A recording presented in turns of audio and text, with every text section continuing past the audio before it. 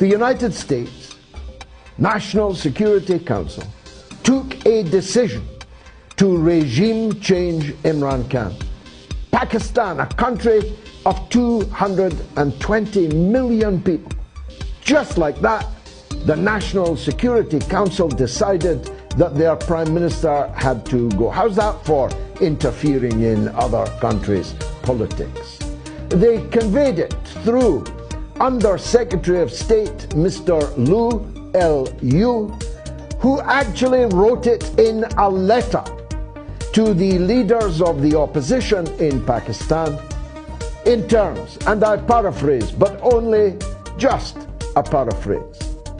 The letter said that relations between the United States and Pakistan would not improve as long as Imran Khan remained Prime Minister, and that the only way that relations could improve is if an election were to return someone else as Prime Minister. As clear an intervention in someone else's sovereign affairs as it is possible to imagine. Unfortunately for the United States, this letter found its way into the hands of Imran Khan.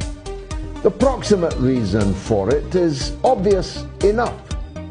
Pakistan has the closest possible relations under all prime ministers, indeed even under military dictators in the past, with the People's Republic of China, its neighbor. And that was difficult for a United States bent on regime change in Beijing to handle in the first place.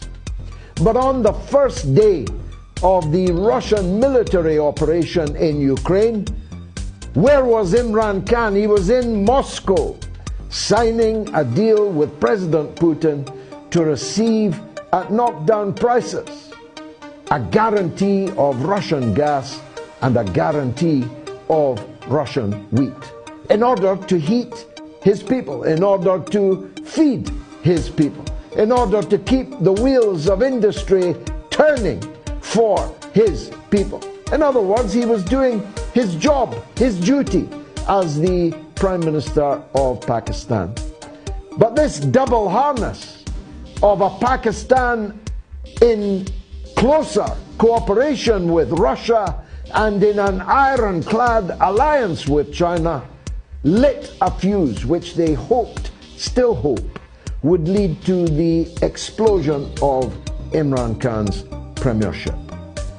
They put together a motion of no confidence, which the Speaker just kicked out of Parliament this very day, because it was the fruits of a foreign conspiracy, and because Imran Khan had already asked the President of the country to dissolve the National Assembly and hold general elections within 90 days.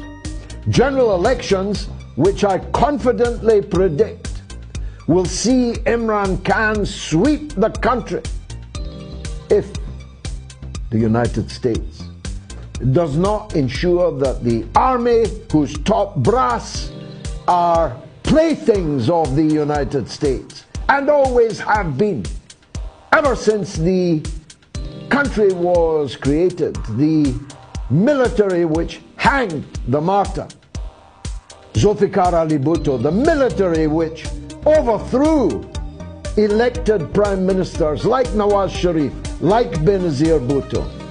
If the military rigs the election, then there will be serious trouble in Pakistan, a mighty country in a strategically vital place in the world, and of course in possession of a fleet of nuclear weapons.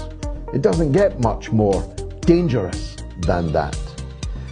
Even worse, they may kill Imran Khan, their cricketing hero, their Prime Minister who has stood tall and been visible throughout the world as a champion of justice in Pakistan, in Asia, and in the world.